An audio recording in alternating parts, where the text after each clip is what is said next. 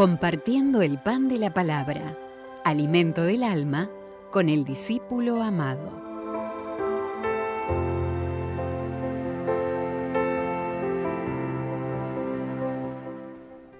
Lectura del libro del Deuteronomio. En aquellos días, Moisés habló al pueblo diciendo: Tú eres un pueblo santo para el Señor, tu Dios. Él te eligió para que fueras, entre todos los pueblos de la tierra, el pueblo de su propiedad.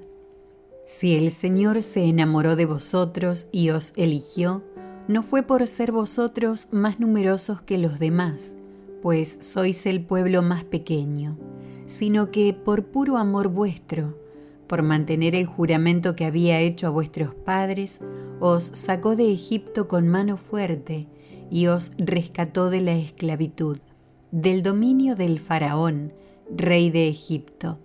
Así sabrás que el Señor, tu Dios, es Dios, el Dios fiel que mantiene su alianza y su favor con los que lo aman y guardan sus preceptos por 1000 generaciones.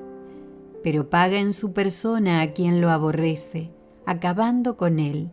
No se hace esperar, paga a quien lo aborrece en su persona. Pon por obra estos preceptos y los mandatos y decretos que te mando hoy. Palabra de Dios. Te alabamos, Señor. La misericordia del Señor dura para siempre para los que cumplen sus mandatos. Bendice, alma mía, al Señor, y todo mi ser a su santo nombre. Bendice, alma mía, al Señor, y no olvides sus beneficios. Él perdona todas tus culpas y cura todas tus enfermedades. Él rescata tu vida de la fosa y te colma de gracia y de ternura. El Señor hace justicia y defiende a todos los oprimidos. Enseñó sus caminos a Moisés y sus hazañas a los hijos de Israel. El Señor es compasivo y misericordioso, lento a la ira y rico en clemencia. No nos trata como merecen nuestros pecados, ni nos paga según nuestras culpas.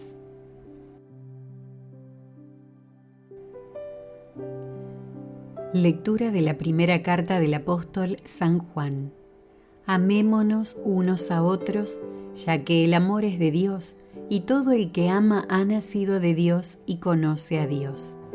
Quien no ama no ha conocido a Dios, porque Dios es amor. En esto se manifestó el amor que Dios nos tiene, en que Dios envió al mundo a su Hijo único, para que vivamos por medio de Él.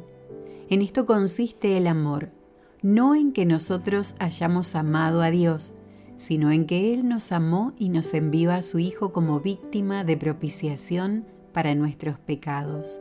Queridos, si Dios nos amó de esta manera, también nosotros debemos amarnos unos a otros. A Dios nadie lo ha visto nunca. Si nos amamos unos a otros, Dios permanece en nosotros y su amor ha llegado en nosotros a su plenitud.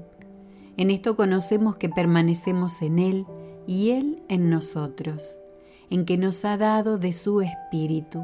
Y nosotros hemos visto y damos testimonio de que el Padre envió a su Hijo para ser Salvador del mundo. Quien confiese que Jesús es el Hijo de Dios, Dios permanece en Él y Él en Dios. Y nosotros hemos conocido el amor que Dios nos tiene y hemos creído en Él. Dios es amor, y quien permanece en el amor, permanece en Dios y Dios en Él. Palabra de Dios.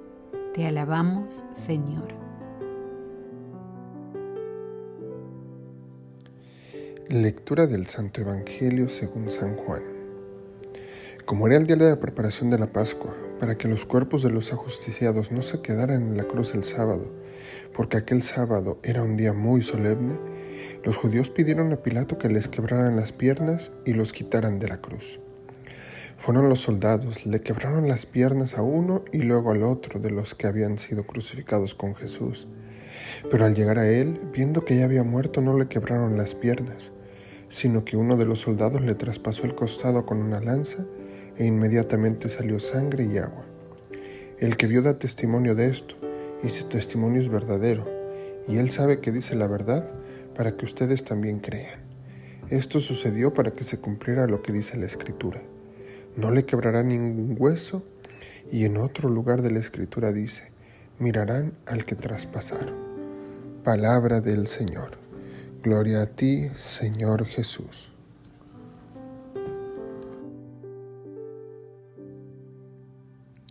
Queridos hermanos, el Evangelio de Juan está lleno de imágenes y simbolismos espirituales muy profundos.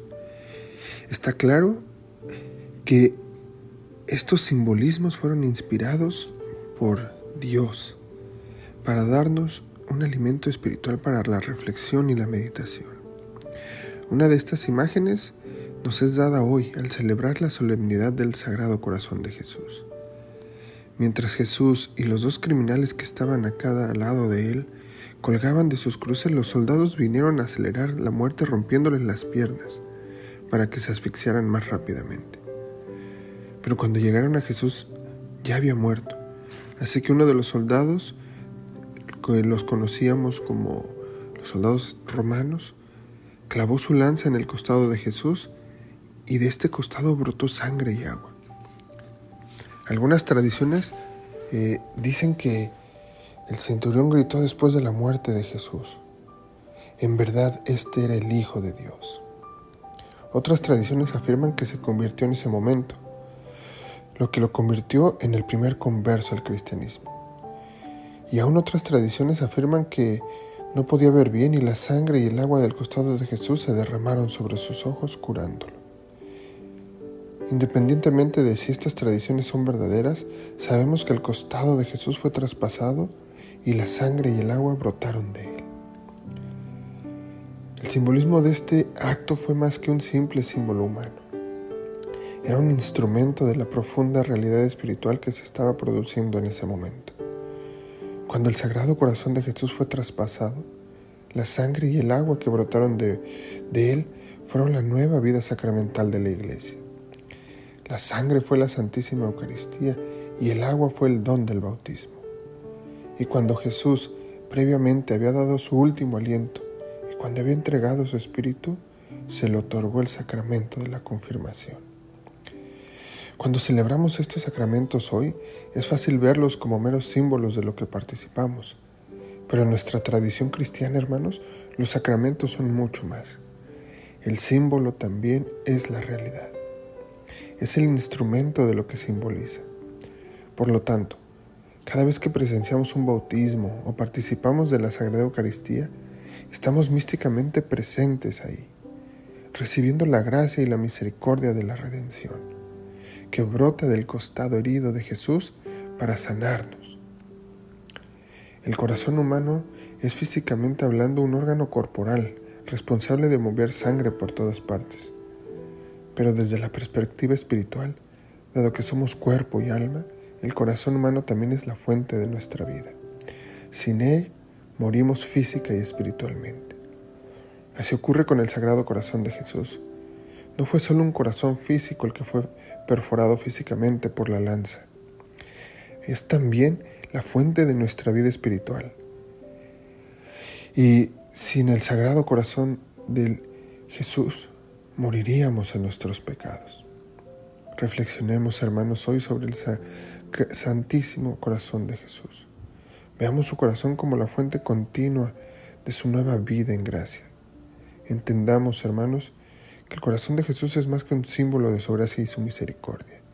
Es la fuente espiritual y la fuente de esa misericordia. Permanezcamos en oración ante la cruz en este día y permitamos que la sangre y el agua que fluyen de su costado herido nos cubran para que también nosotros podamos creer.